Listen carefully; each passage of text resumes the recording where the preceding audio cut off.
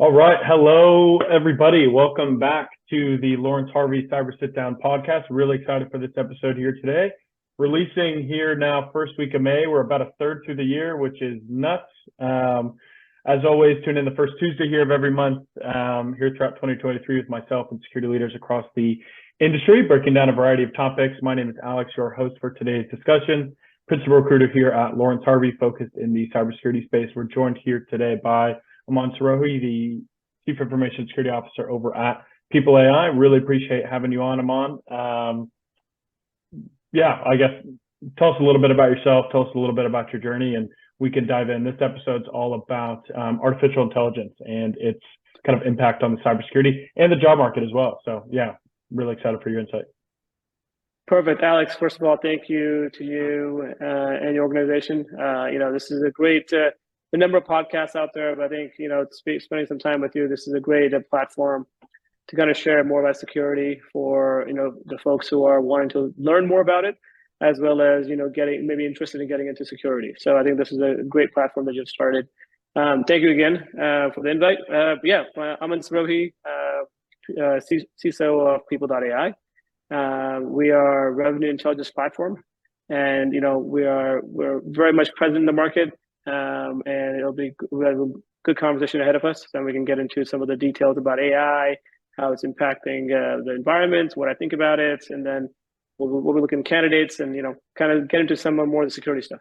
Yeah, I'm really excited. It's obviously artificial intelligence is a very hot topic right now, all the way up from ChatGPT down to smaller companies that are doing a lot of great work, not just in cybersecurity or the job market, but just across really all sectors of the economy and even just people's daily lives, right? So I'm very excited to break some stuff down. I guess just more general question for you as far as your view of artificial intelligence. I guess when was the transition in your career into maybe working on artificial intelligence based work a little bit more? And then just what's kind of your overall view of AI at the moment and where do you think it's headed? Sure. Yeah. I mean, ironically, I would say I would go back maybe 6 years ago. I was at maybe 7 years ago, at a retailer, and I was in New York. And retail, for everyone who doesn't work in retail, never worked in retail, it's all about data coming in from different vendors, right? And being able to provide the right clothing, at the right organization, at the right avenue, the right store, the right location. It's all about data intelligence coming into place. So I'd seen, I got to a conference where they started talking about data analytics coming into play on seeing people in the north, what kind of material and clothing they're looking at versus people in the south and near the ocean, what they're looking at, and then people in California, what are they looking at? So they were taking away basically manual models and using AI, artificial intelligence, and kind of making decisions on how to allocate resources across the entire platform. So that was kind of the first time I kind of looked at it. To talk about AI, I think if we go back to 2011, let's give some credit to Mark Andreessen. Mark Andreessen famously once said, "Software is eating the world," right? We all read the book. We've all heard him say that. If you fast forward 12 years, I think Mark is right. You could replace the word software and say AI is eating the world, right? I mean, I don't think you can talk about a single industry or a single technology that there's some form of AI built into the capability out there, right? So give credit to Mark, to where he was seeing the world, move towards. But the way I look at it is artificial intelligence has kind of got three phases in my world, right? I mean, there's a lot of ways to slice and dice it, but I would look at it from an AI development perspective, AI operations perspective, and then AI risk, right? And the way I would tell you is, I would say the past was about AI development. What do I mean by that? We had models being created by data scientists, mathematicians that were kind of creating the models. And I think now we're doing a really good job. We know how to create data models. We know how those models work. We know how to kind of get them up and running and put them in production, and then we start using them, right? And I think currently we're in a phase of AI operations, right? What does that really mean? Scalability, stability, the open source tools out there. I think all of us are talking about the same kind of AI operations and how that's really working. Where I think AI is moving is going to be on the AI risk side of things. Mm-hmm. And what I mean by that is you start thinking about the development of the models, the operation of the models, you start quantifying the risk of what does that mean from a brand perspective, from a reputation perspective, from a customer data perspective, from a GDPR policy perspective. You can go on and on, right? I think that's a whole chasm of AI risk that we are moving towards. And it's going to be really interesting to see how we pivot towards that, what new capabilities come up, what services come up, how do customers react to it. So I think we're headed into a lot of fun things. I think innovation is going to challenge us, and it's going to bring more things to the forefront. Yeah, it's really exciting. I think now that it's more or less kind of exploded into the public image, right? And I think in a lot of ways, some people can be really intimidated by it. And even with any technology in the past, it's something burst onto the scenes, and within a year, everybody's kind of scrambling around it. But artificial intelligence even more, just because of the sheer speed it works at, and the development that's going on. It's easy to be intimidated by it, but it like you said, it is very useful. I guess, how does the job of the CISO or security leaders change, or even just any cybersecurity professional across any kind of domain in the industry? How does it specifically change kind of their outlook, but maybe, of course, from the mind of a CISO? Yeah, I mean, I think from a security practitioner, whether you're a CISO or not a CISO, I think we're very, very excited about, especially CISOs maybe, they want AI and ML systems to help identify false positives, right?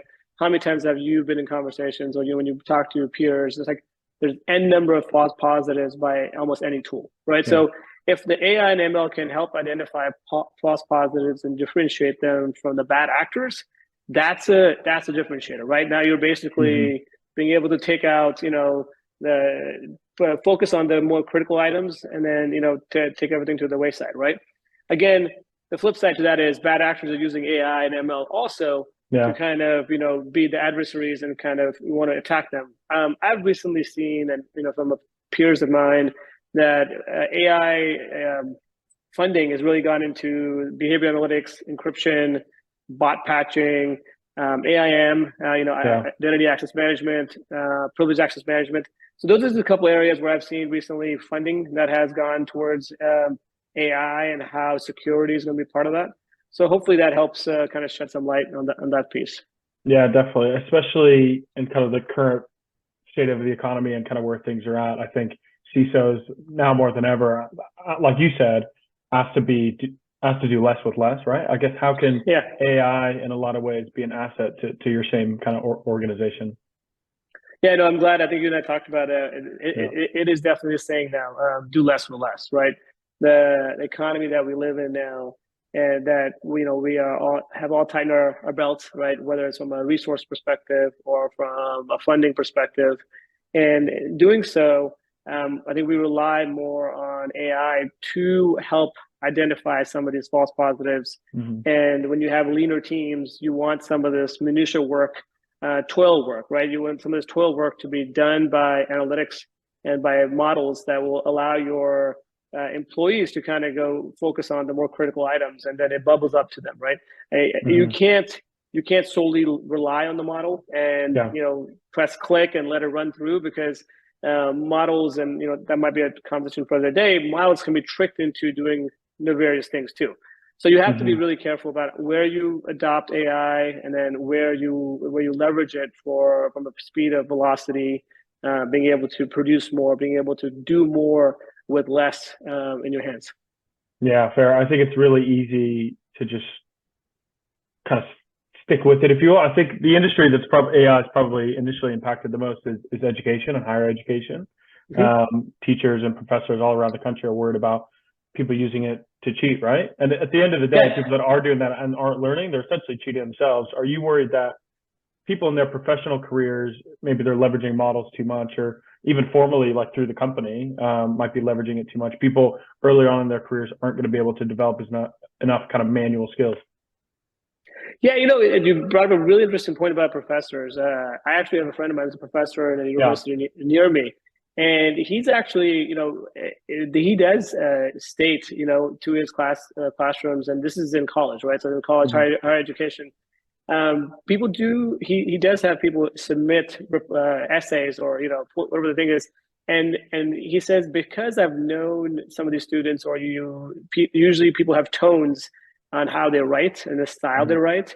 AI and ChatGPT and any of those tools out there, when they respond back, they're moving to a human side of it, but you can actually if a professor really wants to read through it, you can actually start reading out where it's not their words, but it's provided by an AI model. But to get into your point, where I do think that we can leverage AI to help our velocity as individuals, right, and allow our teams to kind of embrace the technology. Where I do think where it takes away from some of the details is we had the privilege to kind of identify vulnerability, go chase it, right? Go dig deep. So I found the vulnerability. It's at this firewall. That firewall is in this part of our cluster. That part of the cluster is related to this department. And then you it would require hours of work, but it kind of gave you the hindsight of how the architecture was set up, where things were. So you kind of got an appreciation of different levels of technology that took place, where that bug was actually there, right? Now, a lot of that stuff is going to be done just like that, right? It'll be done, snap a finger, it'll identify that's where it is. So I do think that it was tedious work, but I think it was the work that built a foundation of understanding where vulnerabilities lie, where do they actually reside. And I do think that is going to be a new phase, right? Yeah, fair. Going back into the mind of an attacker, I guess, with the rapid advancement of AI technology, how do you, as a security leader, stay ahead of adversaries, both just within your organization and, leveraging resources around the whole industry? Yeah, no, there's a lot of solutions out there. There's tons of solutions out there. I mean, if you go back to AI, talk about the models that have been created, let's talk about it. Who creates these models, right? Your data scientists, mathematicians, analytics, they create these models. And they usually work in silos, times have changed, but they need to be brought into your DevOps lifecycle, right? You need to have an architect, you want to have a DevOps person, you want to have a security engineer, you want them all working together, because a lot of these models, today and future, they have PI data, which I don't believe the models need to contain PI data to actually create the model. A lot of them are unencrypted, right? Because they're basically using raw data and creating the model. I think you need to start moving towards, with the data scientists and that group, to anonymize it, to encrypt it, to tokenize it, to add access management around it. Yes, it does slow it down, but I think if you start spending the effort up front, it's going to pay off later. And that goes back to my AI risk profile, right? Yeah. Because your risk profile will change if you're making all these bets ahead of the cycle versus waiting for it and then trying to play catch up, right? So one of the things that I've come across recently is something called confidential computing. And what that is you and I both know about encryption at rest and encryption in transit. What confidential computing is around protecting your data in use. So this is actually while it's being used by data scientists, by your DBAs, by anyone in marketing or product development. And you basically want to have this level of security put in place. So in an event you do get compromised, which the famous saying is not if, it's when, and whenever you do, we all will. Is even if an adversary takes that data and extracts it and takes it away, and they have data which is encrypted, and that takes away your whole ransomware, right? Because you can't ask for ransomware when you have data that's already encrypted in your hands, right? Yeah. And you still hold the key, right? So I think confidential computing, there are a couple of startups I know about that have really started spending more and more time on encrypting this data across the entire suite of the environment. And I think that's going to start giving us CISOs and, in any industry, it could be banks, it could be medical companies, hospitals, anywhere, right? I mean, it's something that all of us are going to look into more and more seriously, because AI is going to bring a new set of threats, and we got to try our best to stay ahead of them. Yeah. What's your advice, or do you even have any advice for just the everyday user, maybe on their personal devices or even on professional devices, in really sophisticated phishing schemes or deep fakes we see all the time on the internet? Is there even any kind of way to combat that at the moment? I mean, it's the tools in your environment, right? I still believe that human error and humans are kind of the biggest source of threats, and we make mistakes. I don't think there's a simple solution that I would say is out there. I mean, I always say, look, use work laptops and work devices for work reasons. Keep that very much segregated as much as possible. I know it's a double-edged sword. A lot of people say I travel a lot, so I do a lot of things on my work laptop, which is totally fair. And that's where security controls come into play, which is why we spend and invest in security controls. But I mean, I think it really comes down to human behavior. You need to be cognizant of, where you leave the laptops. You make sure you're locked, where you keep them, and when you be careful about reading the email before you click it, right? Because that's end of the day. I can tell you, we just had a risk board meeting this week, and we saw 200% more phishing attempts than we did in the last 2 quarters. And I don't know if we were just an anomaly but we're all surprised, but data is data, right? I mean, they kind of told us that we had this many and now we had this many more, right? So I think the AI is going to come into place in those phishing attempts. But I think what they're going to do is they're going to start being able to look at, Alex, your profile, automatically go scan your patterns of social media, and then start saying, okay, Alex lives in New York. He likes to go get bagels, and let's go send him a phishing email, and it'll be all AI generated. And you won't even think twice, and you'll say, this is my local bagel shop, and you might click it, right? So I think we as humans still have to believe that we can beat the technology, and I think we're still on the right side of it. But times are changing fast. Yeah, we'll see. I guess shifting the conversation a little bit then to the overall cybersecurity market, specifically from like a hiring and a job perspective. Obviously, I think a lot of much larger companies obviously are cutting back on hiring overall, going through unfortunate layoffs, et cetera. But cybersecurity, now more than ever, it's still a massive need for every single company, right? I guess from a hiring perspective, how do you see AI changing the way that companies can bring in more talent? Do you think it makes it easier for hiring teams? And then specifically, cybersecurity talent-wise, do you think that people getting into the industry, security engineers, et cetera, are going to need to be trained on artificial intelligence or data science, some of the foundational stuff more than usual? Yeah, anecdotally, I'll tell you that I met up with a friend of mine for lunch last week, who's also a CISO, and they create AI models and some of the software they sell to the industry. And they were looking for individuals who had AI experience, any kind of AI experience, right? So it wasn't that whether they were looking for an AI developer, they were looking for a scientist, but they were looking for people who, as much as have you managed a program that has an AI capability that is kind of sent to your customers, right? So I do think that we are going to move towards people who have real life experience in some of this technology, and some of the technology at scale, and that have interacted with customers or been part of those type of conversations.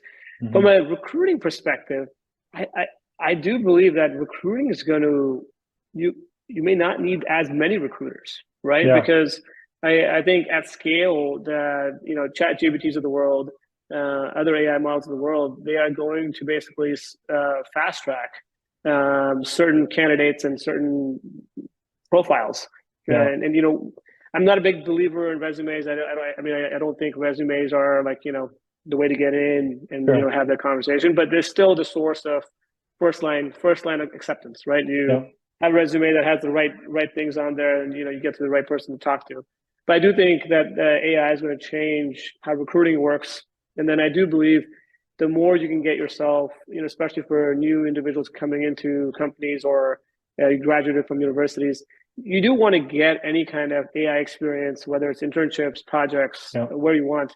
But I think that is where the world's headed to, and there's no turning back. This is not something you can turn back and put it back in the box. Yeah, we'll see. I mean, obviously for years, there's already been automated systems that will sift through, hundreds of applicants at a time. And obviously there's a lot of ethical conversations around biases and that sort of thing. Yeah. And artificial intelligence isn't necessarily mute from that, right? But I think as an external recruiter, like there's not too many situations where going to chat GPT has been particularly useful. So, it can get you a skeleton for a job description, that kind of thing. But even that, right? Like going back to the stuff about higher education, becoming dependent on any sort of tool can in some ways kind of lower your own skill level, right? So it's a little bit concerning in that kind of way. But I think shifting the conversation into seeing it as an asset is definitely important. But from my perspective, and certainly other colleagues of mine, we haven't really seen too many kind of major ways to be able to leverage it quite yet, but it is really interesting. I guess on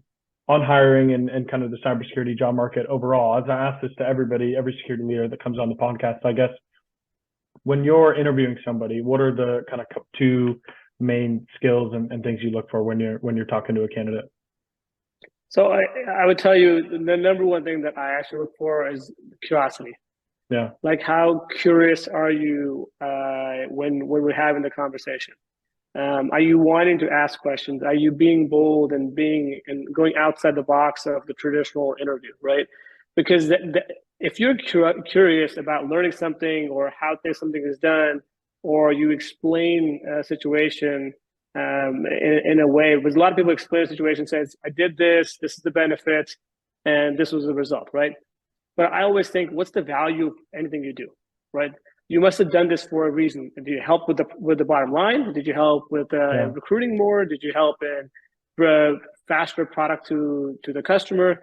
What was the value add of any of the things you're doing, right? So being curious, and you can't teach someone to be curious. It's just I strongly believe it's hard to teach someone that. You have to has to come from within, that you're curious to wanting to learn. And if you have that hunger, I'm always interested in giving someone a shot, even if they're maybe not have a cyber background, right? I can tell you, I took a chance in my previous company. There's a woman, amazing woman from New York. She hadn't worked in cyber. She really wanted to come in cyber, and I'm one of the best hires I've ever made. And she's still in cyber. She's doing extremely well. She's been doing it for 3 years now. And I joke with her, and she said, I would never turn back now, right? And she came from a non-cyber background. But the number one thing was, she was curious. She was ready to move forward. She had done some homework, right? And it sounds cliche, but if you're really passionate, really want to do something, do some homework. Say you read a couple of podcasts, what the podcasts were, who did you hear? I think that makes a difference when candidates are just saying, I'm really good. I worked on these projects, right? So I think that kind of makes a differentiator from candidate to candidate. Yeah, 100%. I'm glad you see it that way. I always encourage hiring managers to really dig into people's motivations, and oftentimes you'll see that curiosity kind of shine through. I've mentioned it several times in other shows, but as an external recruiter, it's quite nice being able to reach out to candidates for more of an overall perspective and really get kind of a flat idea of what their motivations are. Oftentimes they'll put up kind of a front, if you will, when they're just interviewing for one position, for example. So yeah, I'm glad you see it that way. And going back on being able to promote results and like what you've actually caused through the thing, because even on resumes and everything, which like you said is kind of one thing, but just listing what you've done or what you can do or what the job responsibilities are is useful a little bit, but obviously want to see how maybe you were different in that position or what kind of results you created. So again, I'm glad you see it that way. Absolutely. Are there any certain domains within cybersecurity you're seeing more of a need for from a hiring perspective, or just skill sets overall? We've talked about it a little bit, but I don't know if there's that I see in the skill set perspective, but if I was a betting person, I would say I would bet on work on access, right? I think access is still going to be the key to anything that we do in cyber. I think if you want to get into understanding how access works, how AI companies are moving towards AI access, we're doing some stuff within People.ai also in that same space with an AI company. But I would say AI access, and the second thing will be encryption, right? I think encryption of this data, how do we use the data, who has access to the data, what's the ability to protect the data. In my mind, if you're coming into the industry, or if you're looking to be as part of an organization that's going to continue to grow, those are two areas that I would focus in. There are many others. I mean, don't get me wrong. I mean, cyber is vast and it's wide and it's deep. But I would say those are the two areas that I would kind of be wanting people to focus on and see what excites them and what doesn't excite them.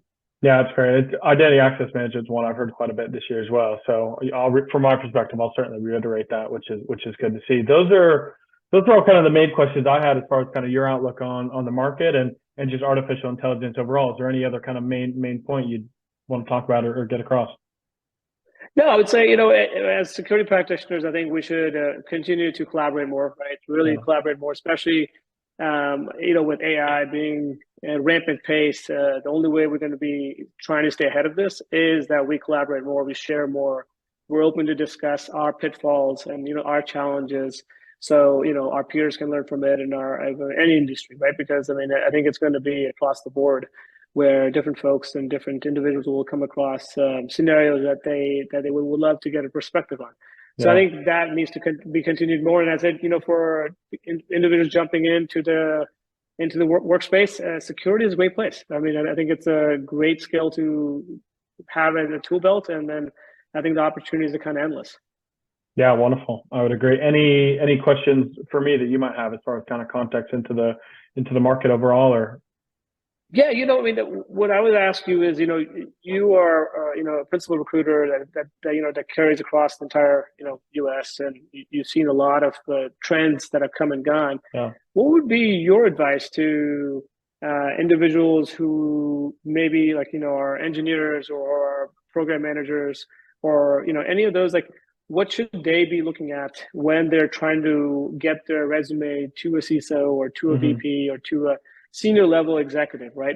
What do you encourage them to do to kind of make sure that they stand out from the next individual next to them? Yeah, 100%. I think every company probably looks at it a little differently. I would always recommend to try to find either just the head of talent acquisition or the TA member that's focused on your kind of skill set at that company. Depending on the size, it's usually pretty easy to find, or like I said, just head of TA will work. And then if you're already within the security industry, I would argue, and I'm sure you would attest, that most other cybersecurity people are really great about networking and being open to connecting. And, I'd say most people, even from my perspective to other younger recruiters, I'm always happy to mentor people and kind of approach it that way. So I would say LinkedIn is an incredible tool.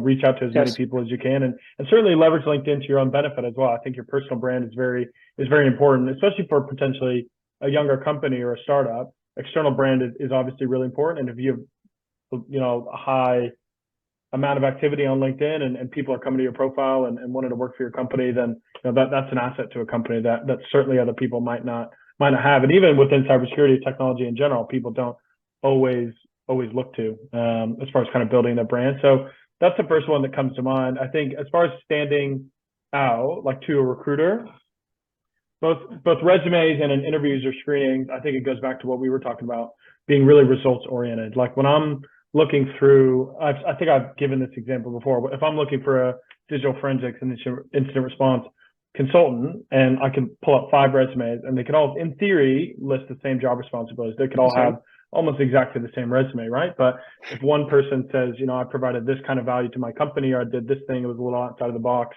those kind of resumes are always going to shine through, because again, hiring managers and recruiters probably only look at a CV for 10, 15 seconds on average. Obviously it should be more than that, but that's just the reality, right? So those are the things I'm looking for right away. And then in an interview, like you said, just really shining through with curiosity. And I think when you're talking to somebody and they're really engaged and motivated behind the position, it's subconscious that you want to work with them. It just is. So I would say always just have energy and be active in that way. So kind of a long-winded answer. That's a great call. That's it. Yeah. No, this is good. I mean, I think that's what people want to hear, right? They want to hear something from someone like at your level, where you get to help them, in their career, or take a step towards being in the cyber career. And then, from a security leader perspective, it's always great to hear what you are also telling these folks to kind of focus on, right? So I think you and I are on the same wavelength of what we believe in. Yeah, and the other thing too, I agree. And the other thing too is just practice your pitch about yourself. If somebody asks you, why are you different? Have a 30-second elevator pitch on why you stand out. To be honest with you, that's certainly for more junior, mid-level people in the industry. When I reach out to C-level security leaders, they kind of know the game and certainly know how to talk about their career and themselves. And it's usually easier to kind of get the data I'm looking for across. But I would say for anybody looking for a new role in any industry, just practice your sales pitch about yourself. That's one that's usually worked quite well. So any other questions from you? I think the only other question for me is one we ask everybody. It's a little more fun, just around what's the worst or what's the funniest, I guess, sales reach out or recruiter reach out, even like you've seen on LinkedIn or over email. Everybody usually has a good story. So the funniest one I would tell you is I got offered. I wasn't even working at the company, but the recruiter definitely didn't do their job and look at LinkedIn at all. Yeah. And they basically reached out and did it twice, the same person. And they asked me that would I be interested in attending an executive forum or meeting with their vice president of whoever it was, and they wanted more insight on the sector that I was previously in. And I found it so comical. I actually decided to, the first time I said, I think you got your information incorrect. Thanks. I left a and I usually don't reply to anything. I just delete it. Yeah.